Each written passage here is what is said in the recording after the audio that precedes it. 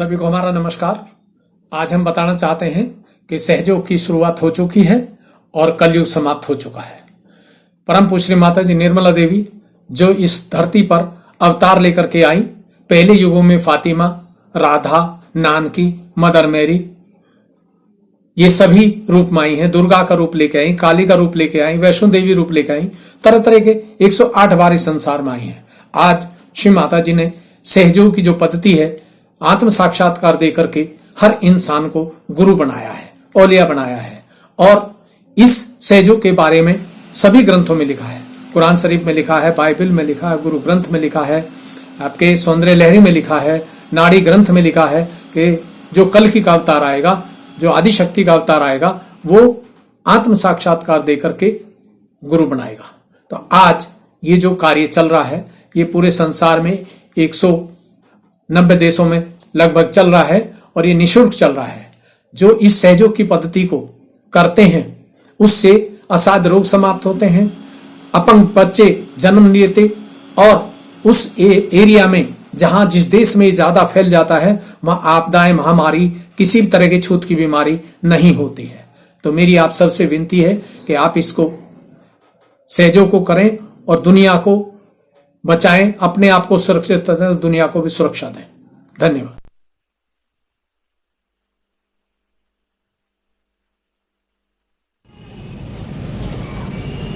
अब शांतिपूर्वक सब लोग बैठ जाएं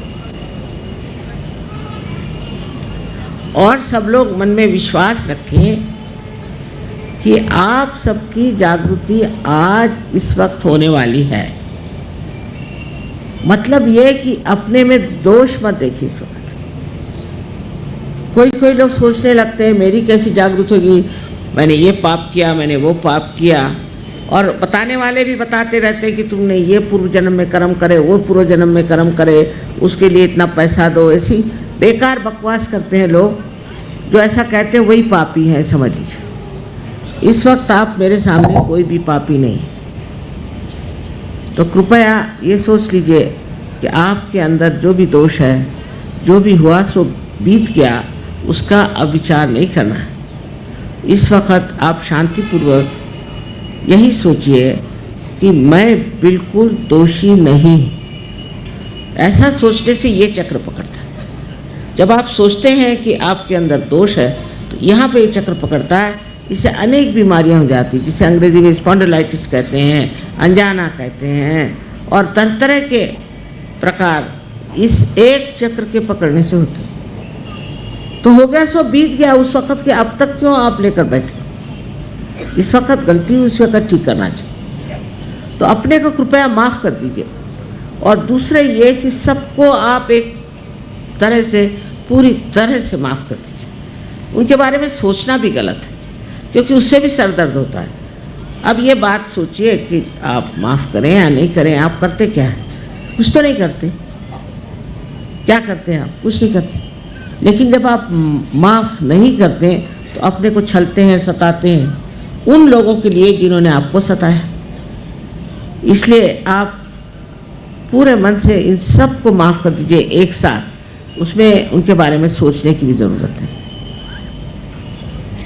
बाकी आप लोग तो एक बड़े पवित्र देश में रह रहे हैं, तो अपने इस धरती माता की पवित्रता को देखते हुए और उसका अंदाज रखते हुए आप लोग कृपया दोनों हाथ मेरी ओर इस तरह से करें। सब लोग थोड़ा ऊपर इस तरह से, दोनों हाथ इस तरह से, क्योंकि ये जो 5 उंगलियां हैं और 6 और 7 और 5, 6 और 7, ये हमारे चक्रों के संकेत हैं। और डॉक्टरी में इसमें इनको सिंपैथेटिक नर्वस सिस्टम के एंडिंग्स माने जाते हैं। तो आप हाथ इस तरह से रखें। इस तरह से हाथ रखने पर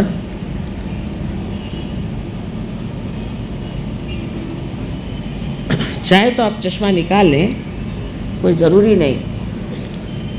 अब आप मेरी ओर राइट हैंड रखें इस तरह से और सर झुका लें, और ये देखें कि ब्रह्मरंध्र से,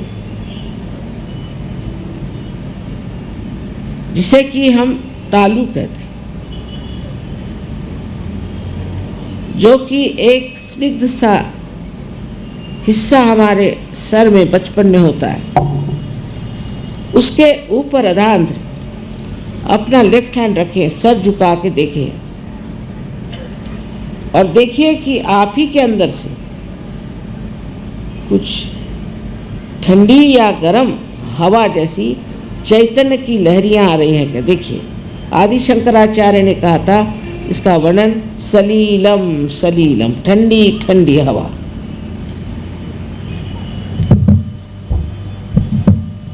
आशा आपने जूते उतार लिए होंगे और जो लोग कुर्सियों पे बैठे हैं दोनों पैर अलग कर लें, बाकी सब ठीक है। अब देखिए आ रहा है क्या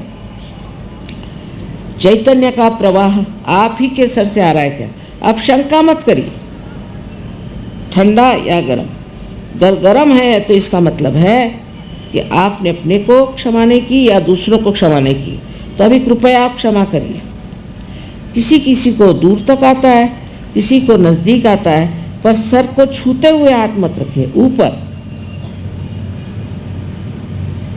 अब आप लेफ्ट हैंड मेरी ओर और फिर से सर झुका के राइट हैंड से देखें कि आपके तालू भाग से कुछ ठंडी या गरम गरम हवा आ रही है। मुझे तो लगता है बहुतों को ये लगता है कि आप दोषी हैं, इसलिए भी गरम हवा आ रही है। कृपया ये सोचना बंद करिए।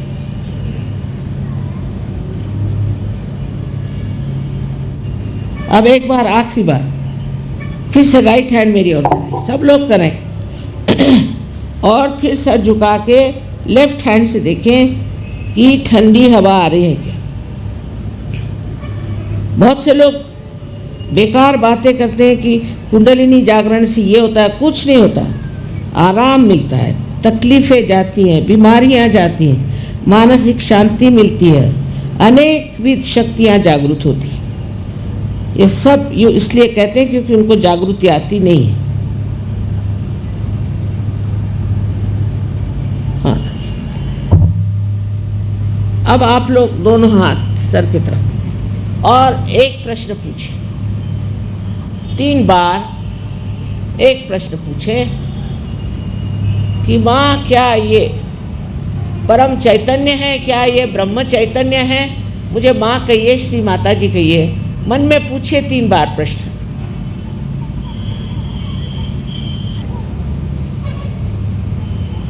अब हाथ नीचे ले लीजिए।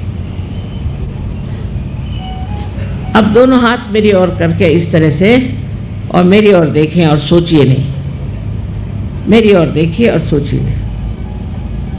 किसी किसी को नीचे से हवा आ रही हो तो वो नीचे से उठा के ऊपर ले जा सकते हैं, इस तरह से 2-3 बार करने से ऊपर आ जाएगी। मेरी ओर देखें, विचार से परे, माने विचार न करें, वो कर सकते हैं। इस तरह से आप अपने मन से परे उठते हैं और आपके अंदर निर्विचार समाधि स्थापित हो गई। कितने जल्दी हो गई, इसका कारण है ये कलयुग का जोर। हर चीज यहाँ जल्दी होती है।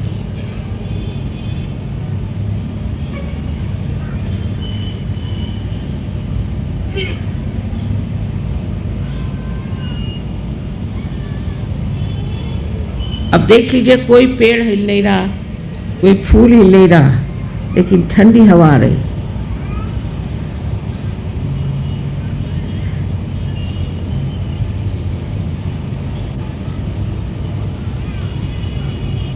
पर जो चीज आसानी से मिलती है उसका महत्व हम लोग समझते नहीं। इसलिए अब आप अंकुरित हो गए और इस अंकुर का आपको वृक्ष बनाना ही पड़ेगा। यह आपका कर्तव्य है अपने प्रति। और जब ये बनेगा तो आप भी हजारों को ठीक कर सकते हैं, यहाँ की दुर्दशा ठीक कर सकते हैं, सब में परिवर्तन ला सकते हैं। ये आपकी जिम्मेदारी हो जाती है। आप सबको मेरा अनंत आशीर्वाद, अनंत आशीर्वाद।